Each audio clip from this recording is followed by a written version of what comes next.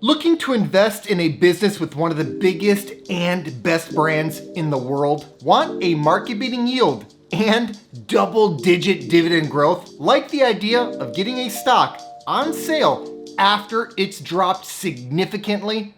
Then you have to check out today's video. He is a best-selling author.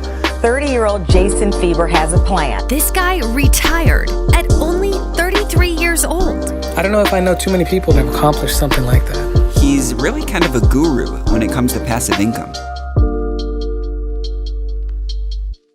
Before I get into today's content, please give us a big thumbs up if you find value in our videos. Helps us to get the word out and grow the channel, and I'd really appreciate it. And make sure to stay tuned until the end of the video for a special news announcement. I want to tell you about a high quality stock that pays big, growing, reliable dividends.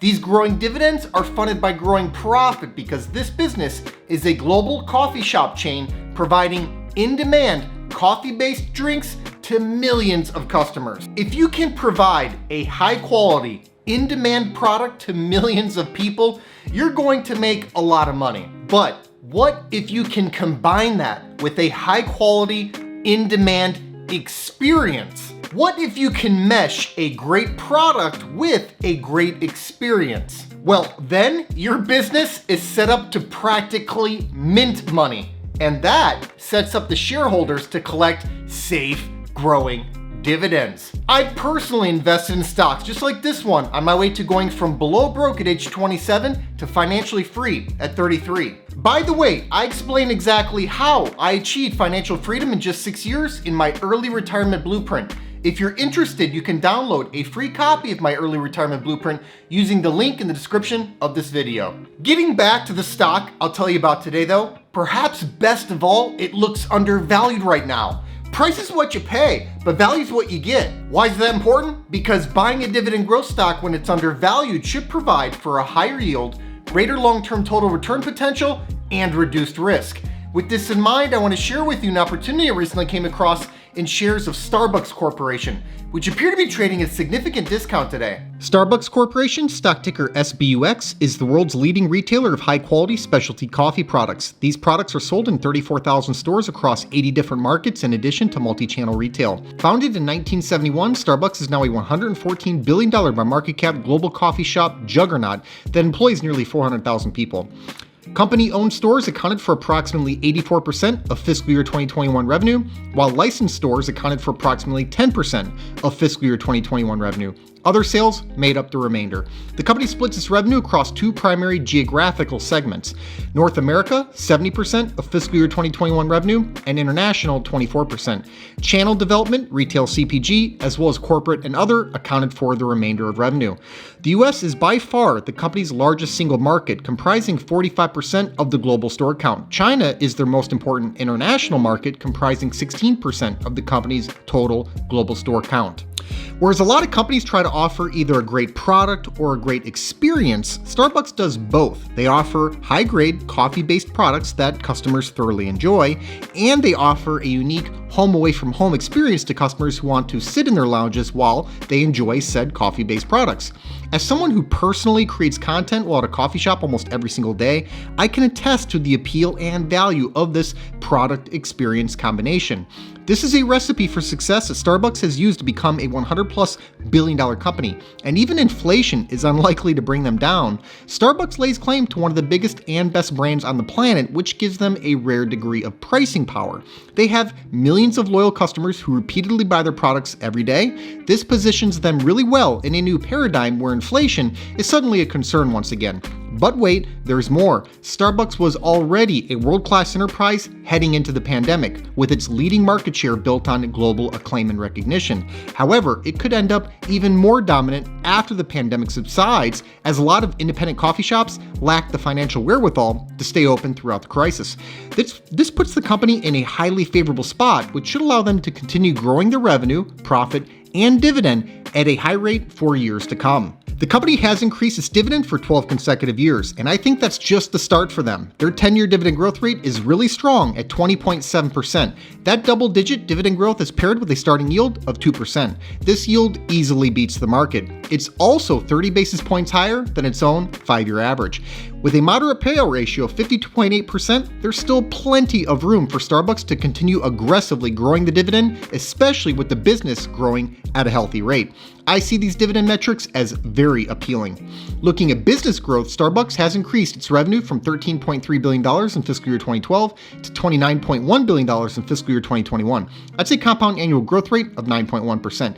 I usually look for mid-single digit top-line growth from a fairly mature business like this. Starbucks blew me away here with my expectations.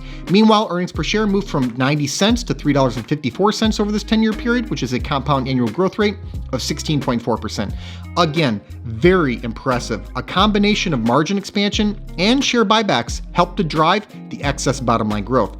Buybacks reduced the outstanding share count by 23% over the last decade.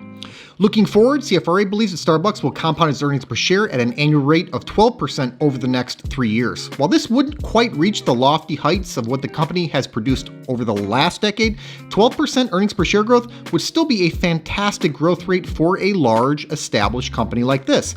I think it's important to note that Starbucks has two huge growth drivers working for them simultaneously. First, the company continues to open new stores. Starbucks plans to open a total of 2,000 net new stores in 2022, and they opened 484 net new stores in Q1 fiscal year 2022. Second, their existing stores are sporting fantastic comps. In its Q1 fiscal year 2022 print, Starbucks reported comp store sales up 13% globally. It's hard to overstate just how incredible that is. I see CFRA's near-term earnings per share growth forecast as prudent if conservative. For perspective on this, the company's Q1 print, which was released only days ago, showed 30% year-over-year earnings per share growth. If we take this 12% earnings per share growth rate as our baseline expectation, that sets up Starbucks to deliver similar or even better growth in the dividend. And that's a compelling setup when you're also locking in a 2% yield. Moving over to the balance sheet, Starbucks has a very good financial position. Negative shareholders' equity clouds the picture, but $13.6 billion in long-term debt on a $114 billion market cap is relatively negligible. The interest coverage ratio is over 12, which further shows that Starbucks has no issues with servicing its debt. Profitability is robust. Over the last 5 years, the firm has averaged net margin of 12.3% annually. Return on equity is not applicable because of negative equity. Starbucks is a world-class organization that is positioned to benefit from future spending on both products and experiences. And the company does benefit from durable competitive advantages, including brand value, pricing power, economies of scale, a global distribution network, and a competent omni-channel strategy. Of course, there are risks to consider. Regulation, litigation, and competition are omnipresent risks in every industry. While I view regulation and litigation as somewhat limited relative to many other industries out there, the QSR space is extremely competitive. Input costs are volatile and rising, especially in terms of labor. Being a global company, they're exposed to macroeconomic issues and broad economic slowdowns. The pandemic is a perfect example of this. Perhaps the biggest risk to long-term returns here is the law of large numbers. Their massive size, huge store count, and market saturation could end up limiting growth vectors at some point. Even with these risks out in the open, I still feel that Starbucks can make for an excellent long-term investment. That's especially true with the stock down 23% from its 52-week high and looking attractively valued after that drop. The stock is trading hands for a price-earnings ratio of 26.3. That's way off the stock's own 5-year average price-earnings ratio of 48.1. Now, the company's reported GAAP earnings per share can be lumpy, clouding this comparison. However, there's also a big disconnect in cash flow, which is a more accurate straight line comparison. The price to cash flow ratio of 19.2 is significantly lower than its own 5-year average of 27.6. And the yield, as noted earlier, is higher than its own recent historical average. I valued shares using a dividend discount model analysis. I factored in a 10% discount rate and a long-term dividend growth rate of 8%. This dividend growth rate is at the top end of the range I use, but I think Starbucks is the kind of business that deserves it. This 8% mark is lower than the company's demonstrated long-term earnings per share growth and dividend growth. It's also lower than the company's near-term earnings per share growth expectation. With the payout ratio being moderate, I see no reason why Starbucks can't increase the dividend at a high single-digit rate for many years to come. The dividend discount model analysis gives me a fair value of $105.84. The reason I use a dividend discount model analysis is because a business is ultimately equal to the sum of all the future cash flow it can provide. The dividend discount model analysis is a tailored version of the discounted cash flow model analysis, as it simply substitutes dividends and dividend growth for cash flow and growth. It then discounts those future dividends back to the present day to account for the time value of money, since $1 tomorrow is not worth the same amount as $1 today. I find it to be a fairly accurate way to value dividend growth stocks. Morningstar rates Starbucks as a 3-star stock with a fair value estimate of $109. CFRA rates Starbucks as a 3-star hold with a 12-month target price of $115. I came out low this time around, averaging the 3 numbers out gives us a final valuation of $109.95, which would indicate the stock is possibly 13% undervalued. Here's the bottom line, guys. Starbucks Corporation is a high-quality company with global brand recognition, providing both in-demand products and in-demand experiences. With a market-beating yield, double-digit dividend growth, a moderate payout ratio, more than 10 consecutive years of dividend increases, and the potential that shares are 13% undervalued, long-term dividend growth investors would be wise to consider buying the stock after its big drop. And now for a special news announcement. Comcast Corporation, stock ticker CMCSA, recently came out with Q4 results for fiscal year 2021, and they delivered yet again. The company reported 9.5% year-over-year revenue growth, 37.5% year-over-year adjusted earnings per share growth, and get this, 122.6% year-over-year free cash flow growth. Oh, and they announced a $10 billion buyback authorization. Oh, and they increased the dividend by 8%, which was right in line with my expectation. We highlighted Comcast as undervalued in an analysis and valuation video that went live near the end of January. If you're looking for a great long-term investment opportunity in the media and entertainment space, don't forget about Comcast. Thanks so much for watching. I hope you enjoyed today's video. Give us a like if you did, and let us know in the comments what you think about this stock. Please make sure to subscribe to the channel and ring that notification bell so you don't miss out on new content.